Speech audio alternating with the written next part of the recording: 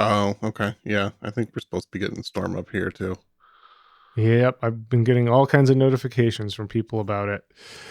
So the storm is coming. It sounds like it could be the theme of a Jimmy Cliff song. Yep. Or a conservative conspiracy theory. Let's play another round of Jimmy Cliff song or conservative conspiracy theory.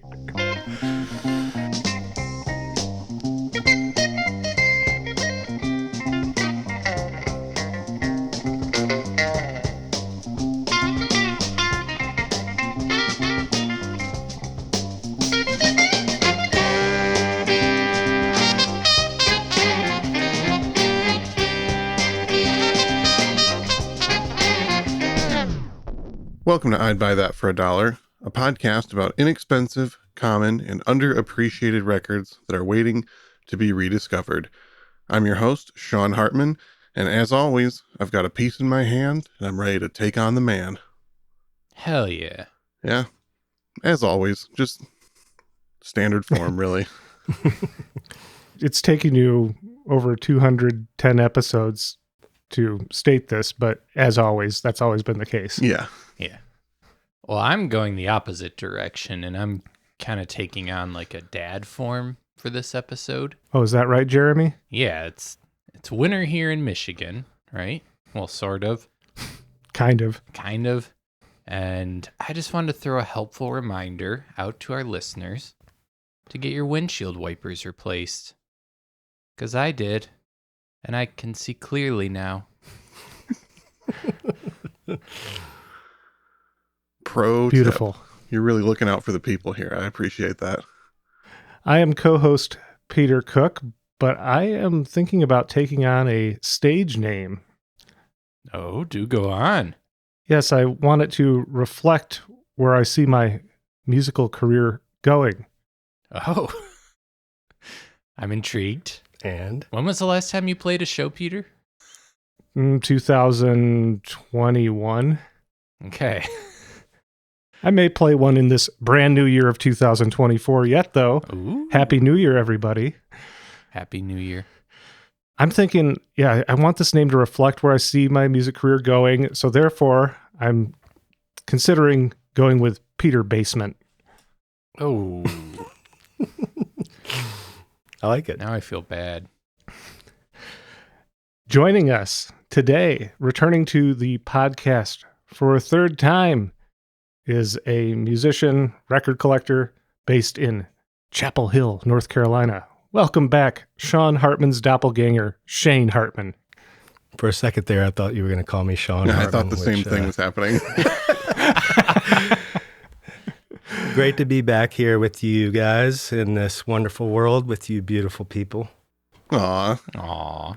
Good to have you back. Back for a third time, back for a third reggae album. Yeah, we joked I'm going to be the reggae correspondent. We really don't mean to typecast you, Shane, but this seems to be your thing. And why, if you're good at a thing, roll with it.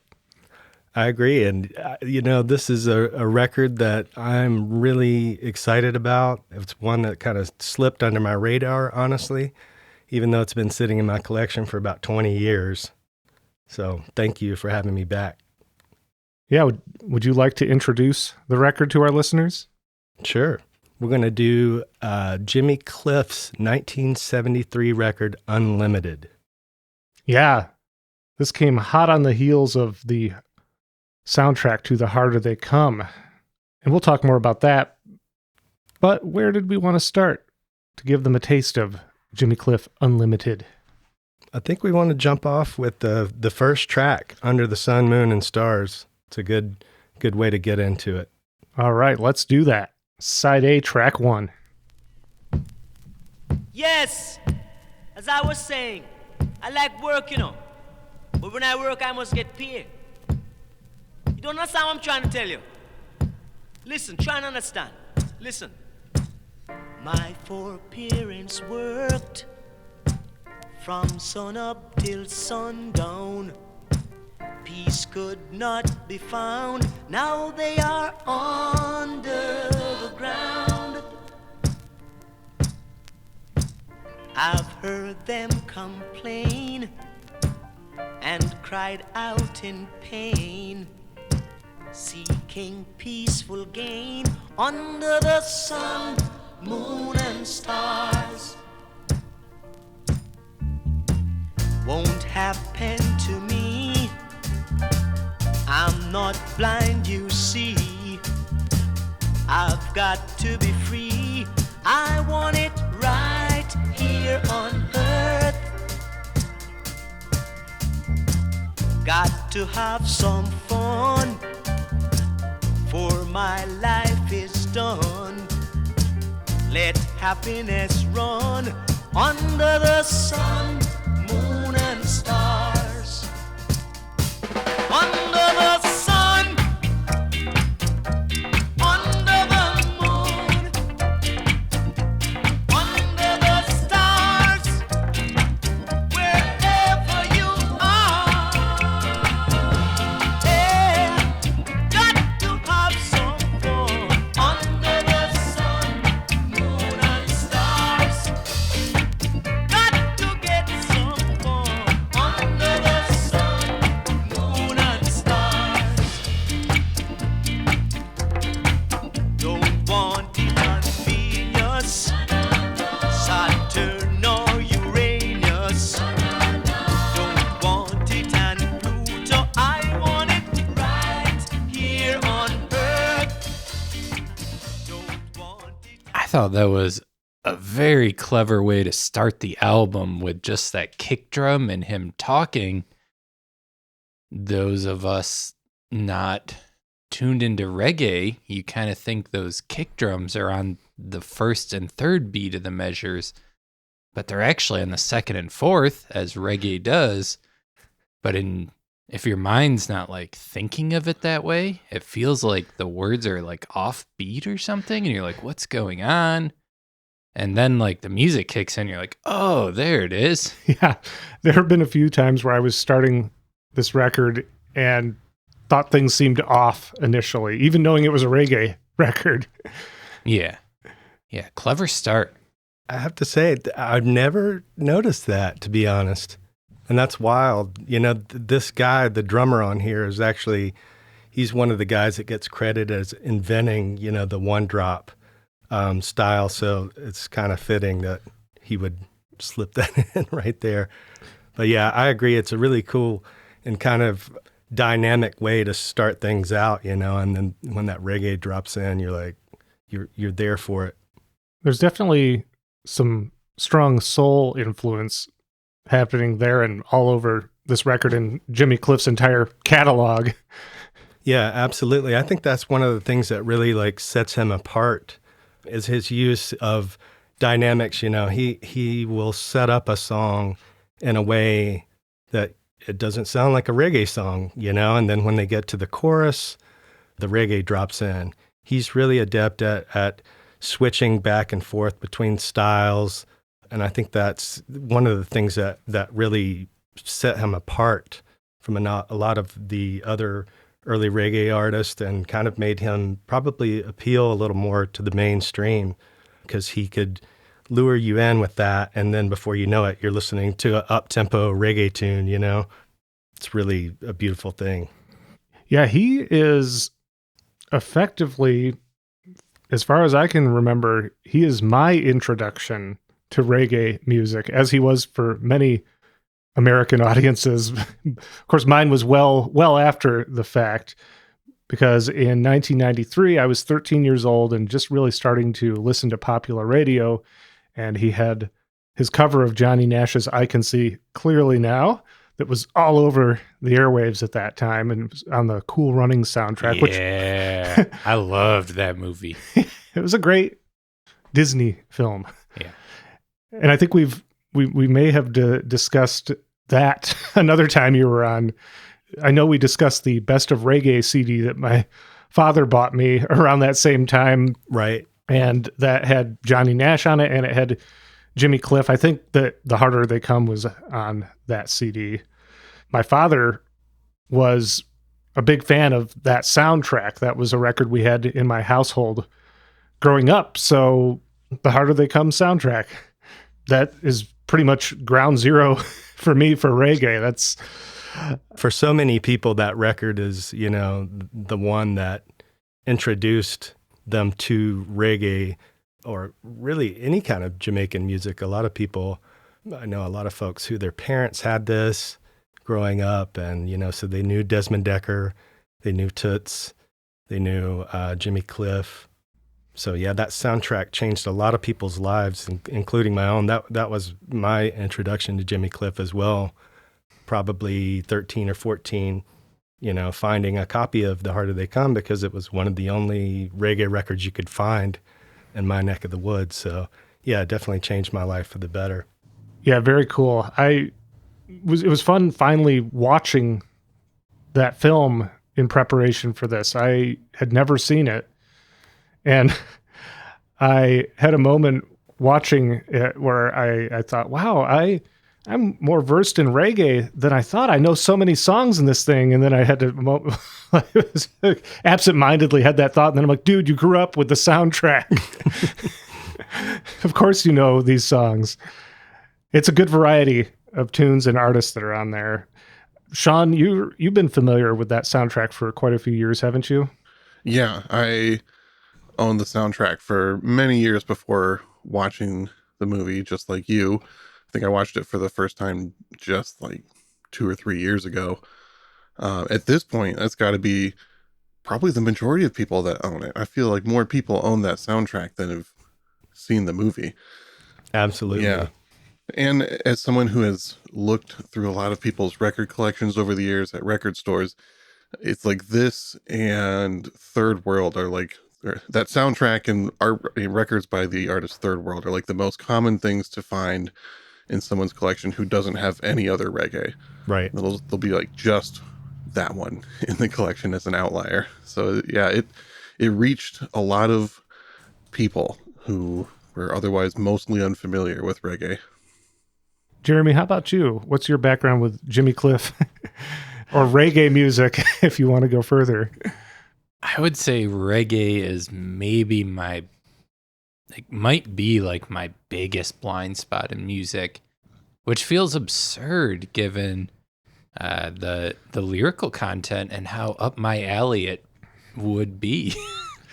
But I had a roommate in college who went through a reggae phase like the same time they're discovering marijuana, and it just left these like weird impressions on me that I have avoided reggae ever since. That's not a unique story. I've heard that so many times from folks who they won't come out and say they don't like reggae, but you could tell, that it's kind of like, they've had some experience where they've equated it in their head with some negative type of experience, and so they've avoided it. But it's really such a vast music, you could never hit the bottom of it. So I always try to break those people. So I'm gonna break you, Jeremy. I'm gonna make sure that you get the good stuff. I love when people say that to me. Yeah. All of those same things could be applied to either reggae music or the catalog of the Grateful Dead. Yeah. Yep. I had that experience with the Grateful Dead. So I was going to make that comparison, Sean. So thank you. Yeah. Both are vast catalogs. And often when people are vocally against them, it's more some kind of cultural thing that they've experienced more so than the actual music. And I will say that Jimmy Cliff, I feel like within the reggae genre, probably often gets written off by people as being like pop reggae. Yeah, I gotta mention, this deep memory came out of me listening to Jimmy Cliff and seeing he was the one who made the remake of I Can See Clearly Now, that music video was included on like laptops and computers with Windows 95 on it. And as a kid, these things would come preloaded with that music video and the Spin Doctors' Little Miss Can't Be Wrong. And I watched those music videos probably like 100 times each just because they were there. And it was so cool to see a video on your computer. Yeah. I believe that Weezer Buddy Holly was also one with like the Windows 95 OS. Interesting. Yeah. I must have not got that one because... Yeah, well, and those songs you're talking about would have been a couple years earlier than that. So that makes sense. Yeah, 93. That's funny. Circumstantially, that's one of your most viewed videos of all time. Yeah. I don't think I had ever actually seen the video. I had the single and I had the Cool Running soundtrack, but I didn't recognize the video when I watched it in preparation for this. So, yeah, I don't know that I've ever seen it. Well, let me get you guys a copy of Windows 95 and we can all revel in it together. You got to see it the right way. Yeah. Well, I would be more than happy, since I wasn't really familiar with much information on Jimmy Cliff, to just get started on the bio if you guys are ready to do that at this point. Let's do it. Yeah, I'm ready to learn. So Jimmy Cliff was born James Chambers in St. James near Montego Bay on the north coast of Jamaica. Now, this is to state his birth date in and of itself is taking a stance here, because I'm pretty positive he was born July 30th, 1944, since he says so. However, there's a lot of misinformation out there stating that his birthday is April 1st, 1948. And a lot of the information about what age he was when things happened in his career are based on that 1948 date. According to him, April 1st, which is April Fool's Day, as we all know, is his father's birthday, April 1st. But I don't know where the 1948 comes from, because obviously his father couldn't be born after him. This isn't Don't Be a Menace to South Central while drinking your juice in the hood. So we're going with him being born in 1944. He was the son of a tailor, and he became interested and involved in music from a young age, writing his first songs while still attending primary school. He lists Little Richard, Sam Cooke, and Fats Domino among his earliest influences. And I think you can definitely hear that in his music. As a teenager, he moved to Kingston and took the stage name Cliff to indicate the heights he strove to reach. Hence why I'm Peter Basement. Aww. He released a couple singles as early as 1961 to little fanfare before seeking the assistance of restaurant and record store owner Leslie Kong, who had no experience in producing records but saw the potential in the young Cliff and launched the label Beverly's. And he had the capital to hire the best engineers and musicians in Jamaica to back the young singer. The first single on the newly minted label was Cliff's song Hurricane Hattie, backed with Dearest Beverly, and they were produced by Kong. Jimmy Cliff was only 17 years old by this point, and that brought him to wider attention. He also began working A&R for Beverly's, which soon released the first two singles by none other than Bob Marley. Yeah, Jimmy Cliff helped bring him to the label. They released Judge Not and One Cup of Coffee on Beverly's. Kong would quickly establish himself as the leading producer in Jamaican music, and the label would also release major hits for Desmond Decker and Toots and the Maytals. So Jimmy Cliff scored several local hits on the label, and in 1964, he was chosen as one of Jamaica's representatives at the World's Fair in New York. Isn't there footage, Shane, of him performing at that? Yeah, there's a documentary that's called This Is Ska. I don't think that it's footage from the World's Fair, but it is footage of that same band and the singers that they backed. There may be footage actually from the World's Fair, but I'm not sure about that. But there's definitely footage of him with the Byron Lee Dragonaires, the band that they chose to back them at that 64 World's Fair. Okay. So he soon signed with Island Records and moved to the UK. Island initially tried to market him to rock audiences unsuccessfully, but his debut album, Hard Road to Travel, was released in 1967, and it did well. particularly in Brazil, where the song Waterfall was a smash hit. Subsequent songs gained him more attention, like Wonderful World, Beautiful People. That was his first U.S. top 40 hit. Bob Dylan said of Cliff's popular song Vietnam that it was the best protest song he had ever heard. So he was getting praise from the big voices in U.S. music.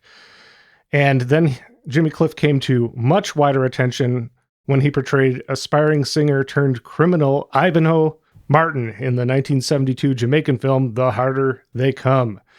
And this was Jamaica's first feature film. And as we've discussed, its accompanying soundtrack featured several of Cliff's songs alongside other singles released in the late 1960s and early 70s by favored reggae artists.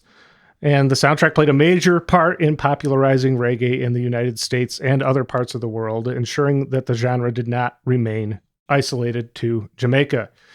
So this album followed hot on the heels of that breakthrough, but it also marked a major creative shift and just sort of a working environment for Cliff, because his longtime producer, Leslie Kong, had died suddenly of a heart attack in 1971 at the age of 37, very young.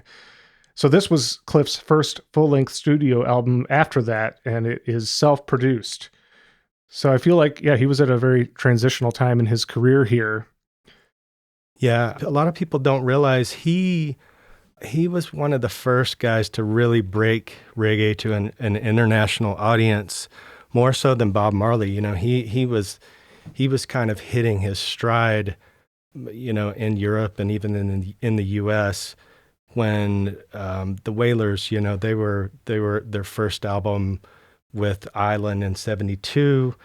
Which Chris Blackwell, I heard Jimmy Cliff talking about it, and he basically said after he decided to leave Island, Chris turned his focus to the Wailers, and kind of that whole idea of breaking a reggae band with a rock audience, he put that whole business plan, we'll call it, into action with the Wailers after, he left Island Records. But, Jimmy Cliff was the guy, he was the face of reggae for a lot of people early on.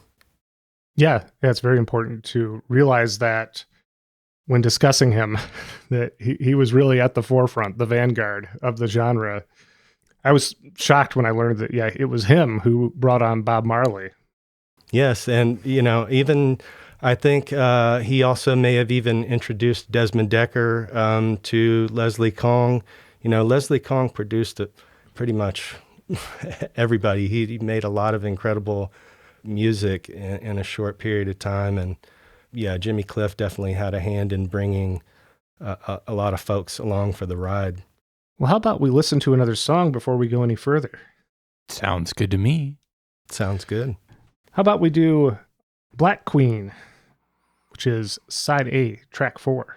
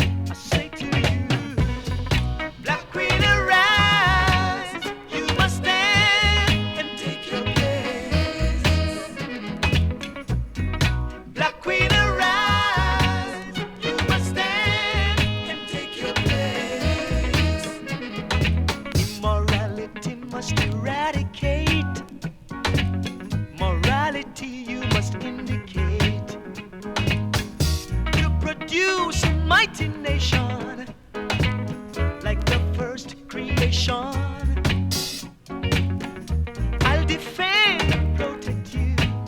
Oh, my love.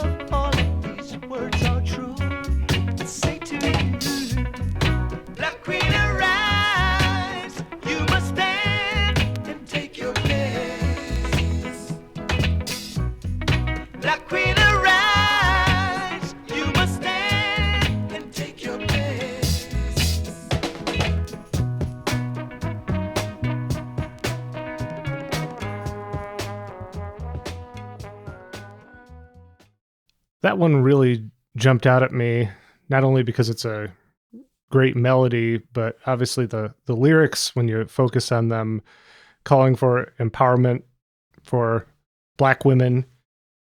And from what I know of Rastafarianism, it's not exactly traditionally a friendly religion to women.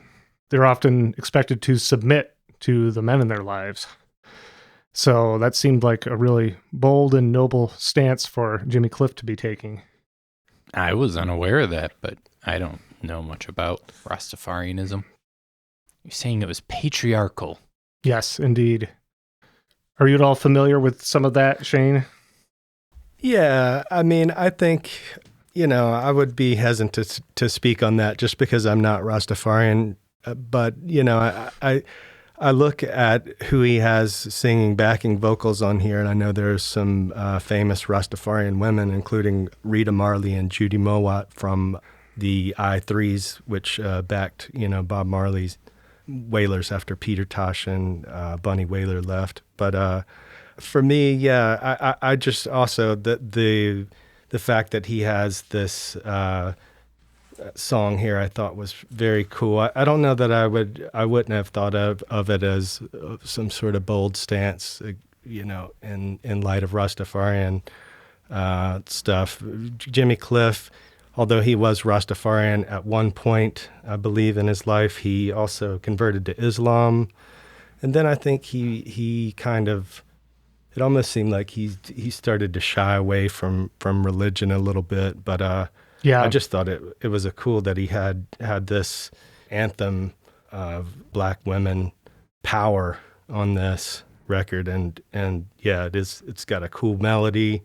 It's got a very cool, different kind of rhythm. That rhythm, this is like the beginning of reggae, so you hear these different types of rhythms. The Papa Top was one, and this is called the John Crow Skank. That's just one that you hear in like Mr. Brown or Blood and Fire, or that song Cherry O Baby was another one. It's just like a flip on the reggae rhythm. That's pretty cool, I think, because a lot of people tend to think that all reggae is kind of the same thing, but there's these little variations in there that are subtle and very cool. And this song has a little bit of that in it. And as far as the lyrical content of reggae, it is one of those genres where you're more likely to find socially and politically conscious lyrics, or like more interesting message-based lyrics than just your typical love you baby lyrics that Jeremy often decries. Right. And I think there's a few things that go into that. I mean, there's obviously like plenty of geopolitical stuff going on that makes for a different experience for the people who were living in Jamaica and making these records at the time. But one of the big things with reggae is it was kind of the international style of Jamaica after declaring independence in the early 60s. So there was a lot of national pride and identity with this kind of music. And it also was always very directly inspired by soul, R&B, and rock music happening in the United States at the time. So reggae is like really coming into its own in the late 60s, early 70s, at a time when a lot of US soul music is getting very political and is in a point of transition, and also bringing in a wider array of sounds and instruments to create more interesting music. And you can really see that direct parallel in the reggae music happening around the time. Yeah, I love the way that he kind of pulls you in. It's like, okay, this is kind of a funk R&B soul tune, and then they drop the reggae on you. I love how Jimmy Cliff in particular does that so often. He'll have these intros they're not reggae, and then he'll fall into it. Again, I think that was something that was a little bit atypical for him, and one of the things that probably made him popular, but also may have, like you said earlier, some people may have thought of him as being too poppy or too mainstream because he did use these things, but I don't see them as tricks. I hear it as really interesting and dynamic ways to work with the music and the form. Yeah, he was doing it well enough at this stage in his career that he was a musical guest in the first season of Saturday Night Live, episode 12, hosted by Dick Cavett. But shortly thereafter, he actually took a break from music and traveled to Africa, converting to Islam from Christianity, as you mentioned. But nowadays, Jimmy Cliff does not align himself with any particular religion. As you mentioned, he says that he believes in science, and basically it comes down to right and wrong for him. Amen. Yeah, I was also surprised to see, I think, a conservative politician use one of his songs. And it wasn't that he was against that politician, but he apparently doesn't believe in any politicians, left or right. Yeah. That's actually where some of that information comes from, is a quote he had about that, where it was the British Conservative Party in 2007 used his song "You Can Get It If You Really Want" during their annual conference, and he was quoted as saying, "One of my bandmates called me this morning to tell me the news. I can't stop them using the song, but I'm not a supporter of politics. I don't support any politician. I just believe in right or wrong." Yeah. Yeah, and I heard him state in a recent interview that while he agrees that there are massive problems in religion, politics, economics, etc., that he feels that the predominant culture of burning bridges with people you disagree with is a fundamental problem that he is very against, and he wants to build bridges with love instead of distancing yourself from people you disagree with, is his current stance. Yeah, you get that from his lyrics. Mm-hmm. Totally. Yeah, I can dig that. So he returned to regularly releasing albums in the late 1970s, and he just started cranking them out again almost yearly. His 1985 album Cliffhanger won a Grammy Award for Best Reggae Recording. Around this time, he worked with Kool and the Gang, the Rolling Stones, and Elvis Costello. Bruce Springsteen covered him. He appeared in another acting role alongside Robin Williams and Peter O'Toole in the comedy Club Paradise. And he continued to sell well in Jamaica, and he was doing okay in the UK as well, but it wasn't until 1993 that he achieved his biggest success in the United States with the aforementioned, many times over, cover of Johnny Nash's "I Can See Clearly Now" on the Cool Runnings soundtrack. That reached number 18 on the Billboard Hot 100, so it's his highest charting single in the US. He appeared in the oft-forgotten Woodstock 94, which just gets so overshadowed by 1969 and Jeremy's favorite 1999. The lineup was better at 94 than 99, though. Yeah, it was significantly better. They had Jimmy Cliff. Yeah. A few years later, he appeared on the Cartoon Network program Space Ghost Coast to Coast, which they just seem to get some of the best guests on that show. Wasn't Sonny Chirac involved in that show?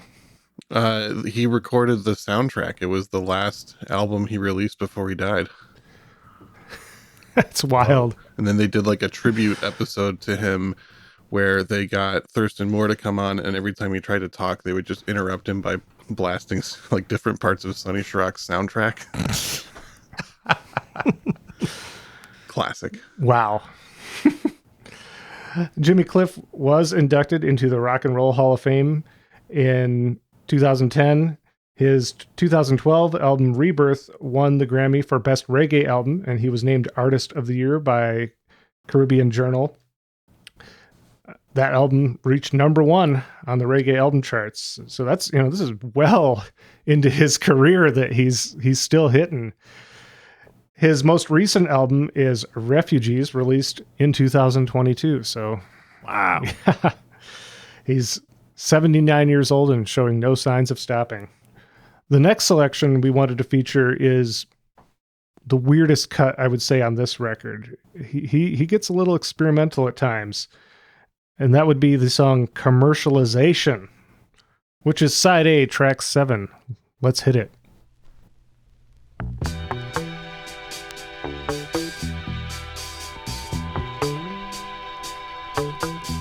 Commercialization from observation of this civilization.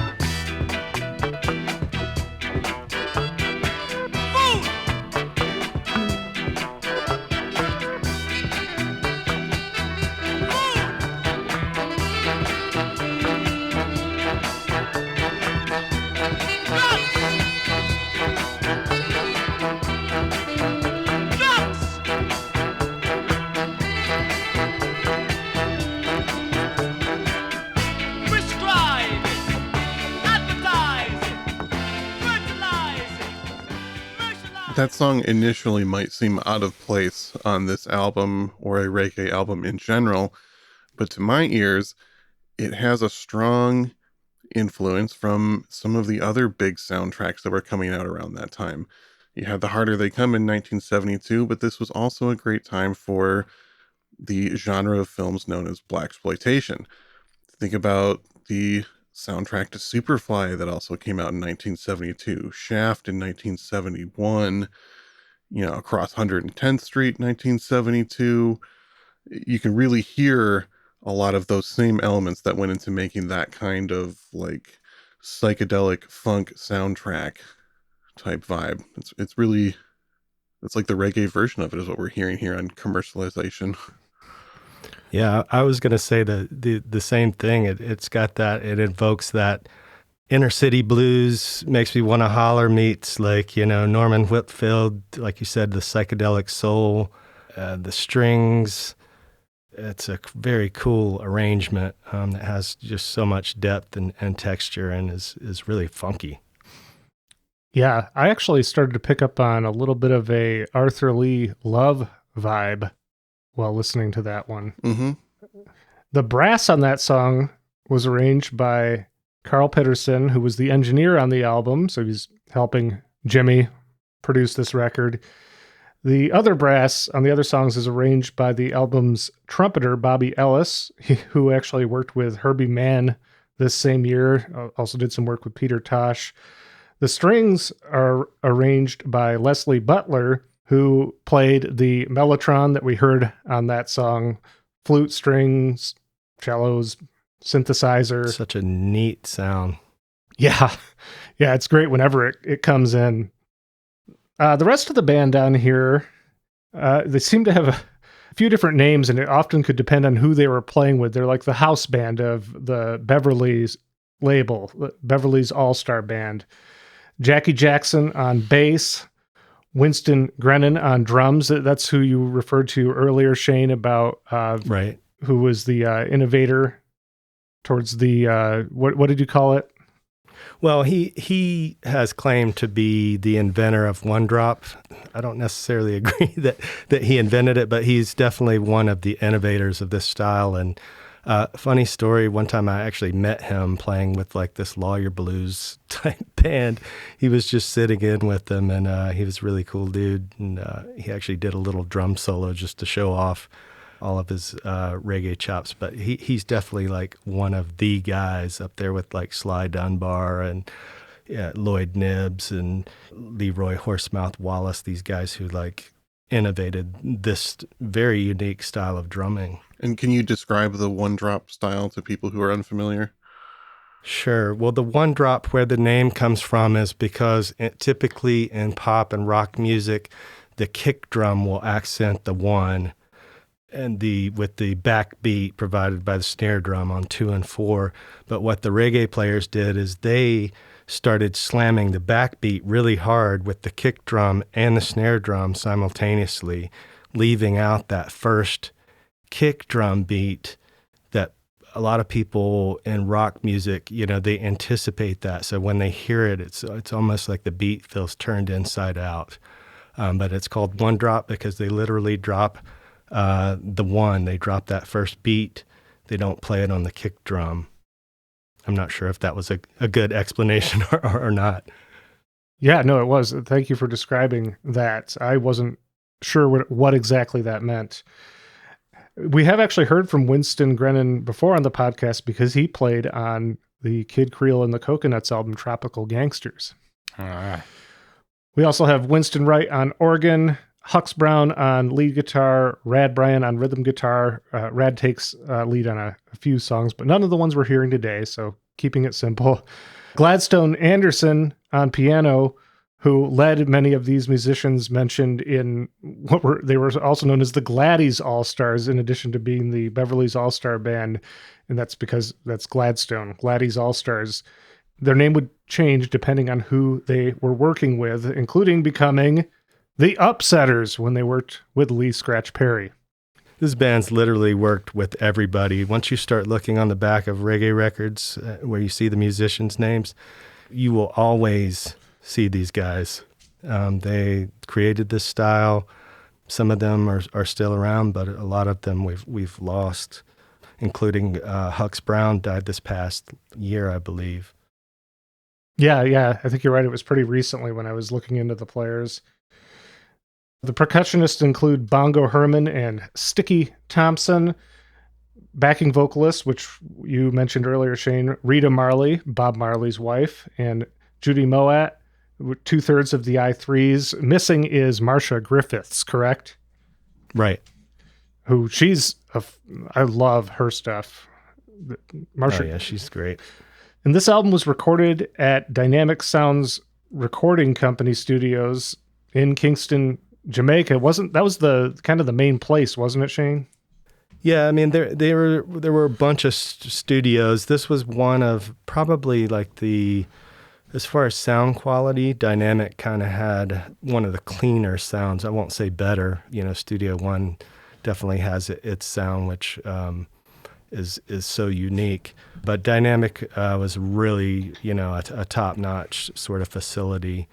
Byron Lee, who I mentioned earlier, I think he purchased this studio at some point in the 60s, and it became Dynamic Studios. I can't quite remember what studio it was before. It might have been like the West Indian recording studio. But anyways, yes, you've heard this studio if you've heard Paul Simon came here when he recorded Mother and Child Reunion. This is pretty much the same band, and these guys, like you said, they're all over the place. So now you've seen Jimmy Cliff live, correct? yeah, I saw him it's been about 20 years ago, and I actually, I was a fan of Jimmy Cliff, but I was actually going to see Toots and the Maytals. They were playing. It was a double bill. Toots played first and blew my mind. So I was kind of like, whatever. Jimmy Cliff came up, opened with Bongo Man, which I'm not sure if you're familiar with that song, but it's one that just starts with drums, and the performance was amazing. It's still, one of the best shows I've ever seen.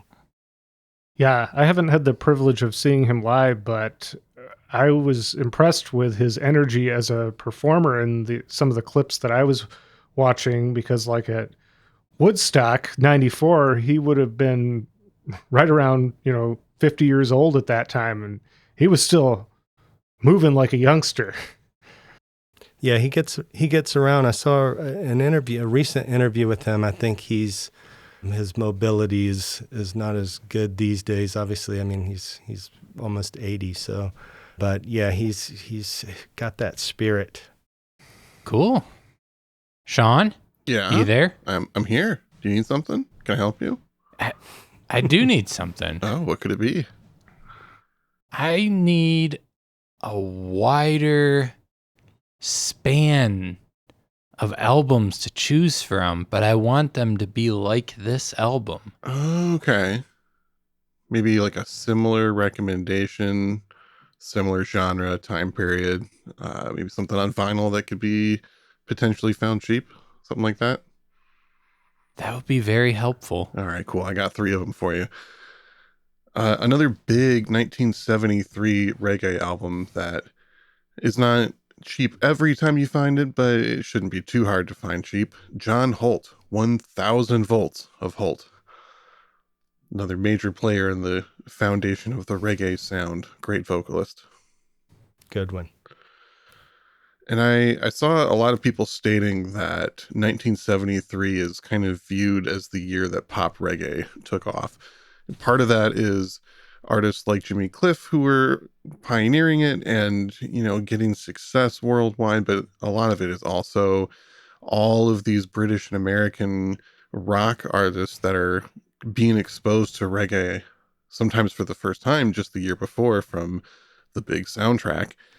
And one of the many artists that tried their hand at making a reggae album did a pretty good job. The great Herbie Mann. 1973, he released an album called Reggae. And it's obviously cheap and obviously really good. And it has a lot of these same players actually on that record. I think there are many of these same players. How Herbie Mann always did it. He didn't want to just get some random studio people to imitate a sound. He would usually travel the world, and get the originators of the sound when he wanted to do a fusion record. And then last up, an album that was one of the earliest reggae albums that I purchased, and it's still fairly cheap, highly recommended. One of the best reggae live albums that I've heard, Toots and the Maytals, Reggae Got Soul from 1976. It's really hard to go wrong with any of their records from the beginning to the end. Very cool, Sean. And it's fun to talk reggae. So, Shane, thanks for coming back and talking reggae with us again.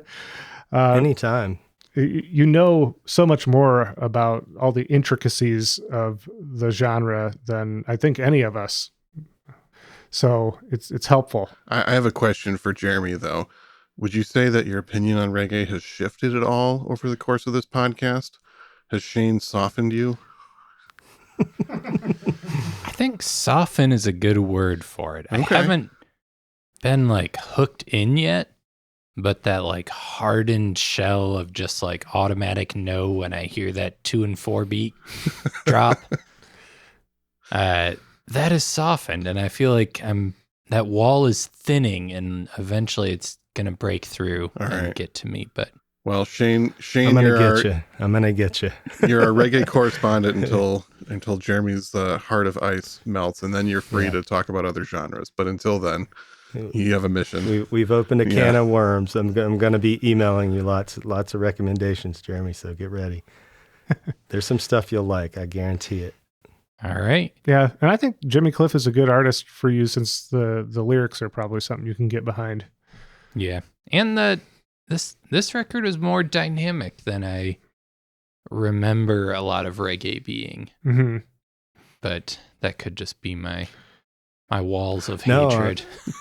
I think you're right. That was the point I was making about the way he shifts between genres and does these little, I won't call them tricks, but he'll lure you in, and then before you know it, you're listening to a reggae tune.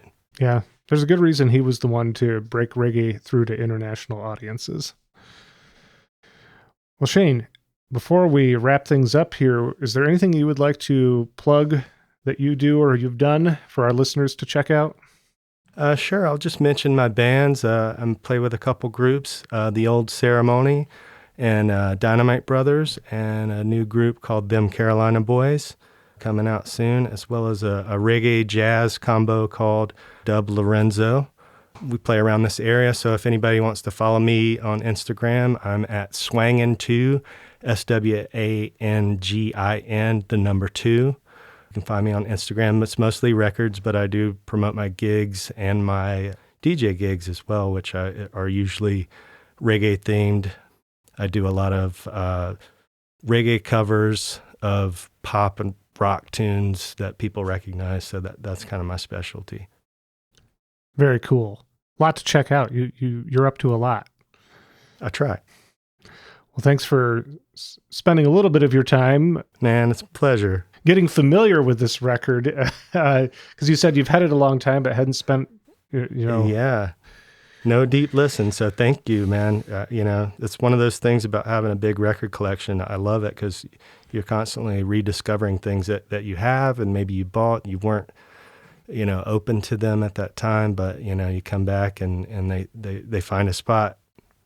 Yeah, I bought this while I was on a vacation in Norway at a store in Oslo called Rock and Rolls, and reggae was pretty affordable there. Used reggae was pretty affordable compared to the United States. So I used the opportunity to pick up a few reggae releases while I was there. And I really, aside from the Harder They Come soundtrack and Cool Runnings, I've never really spent time with a proper full Jimmy Cliff studio album. So this is a great one to start with. It seems sort of overlooked in his catalog. So I'm curious to see what his other releases leading up to this and after this sound like. I checked out bits and pieces in preparation, but I'm ready to spend more time with Jimmy Cliff, having already been a casual fan for close to 30 years at this point. Yeah, he's got a lot of different stuff. There's that period with the early stuff where there's a lot of pop soul tracks. Some of it's really good, and then there's the straight reggae stuff, and his later stuff, like you guys mentioning, I Can See Clearly Now. He's had a deep career, worked with Kool and the Gang. Come on. Yeah. All right. Well, excellent. We're going to wrap up this installment of I'd Buy That for $1. Thank you so much, listeners. You can always check us out on Instagram at I'd Buy That Podcast or on Facebook. Search I'd Buy That for $1. You will find our regular page, as well as you can join our Facebook group, the I'd Buy That for $1 Facebook group, where you can share records, recent finds, share them with the group there. It's a growing community. We're going to go out on the song Born to Win, which is the last track on the album. And something I would like listeners to note are the biblical references. And it includes the stone that the builder refused shall be the head cornerstone, which you might recognize from Bob Marley using that line out of the Bible. That's it. This is Born to Win. This is Jimmy Cliff. No, this is Peter Cook. Peter Basement. Oh, hey, some of the best shows I've ever seen are in basements. Oh, I'm aspiring to what I believe to be great heights. Good. I'm not diminishing the basement. Well, I'm co-host Jeremy, and this will definitely be the song to my conservative politician campaign. Born to Win. Yeah. I'm co-host Sean, and I'm just going to go ahead and insert a final thought about this song. I feel like this track is a good representation of Jimmy Cliff's kind of attitude and approach. It seems like a pop song, maybe a little light at first, but when you listen to the lyrical content, it's not just everything's going to be great, I'm going to win. It's everything is going to be awful. There's going to be a lot of trials, but I'm going to remain positive and come out the other end regardless. Yeah, great summary. Thanks for coming on, Shane. Thank you. Anytime. I'd be happy to come back.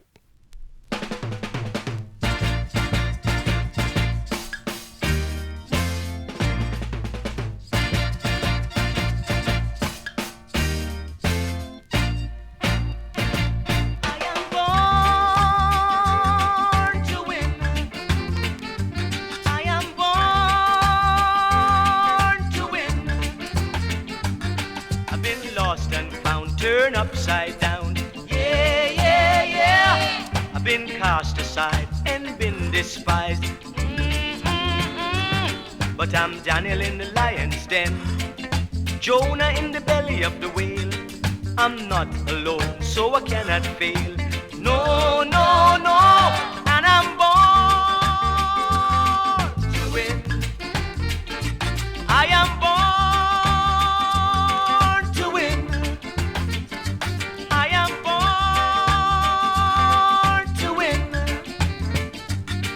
Been rejected, considered dead. Yeah. I've been accused and been refused. But the stone that the builder refused shall be the head cornerstone. I cannot fail, 'cause I'm not alone. No.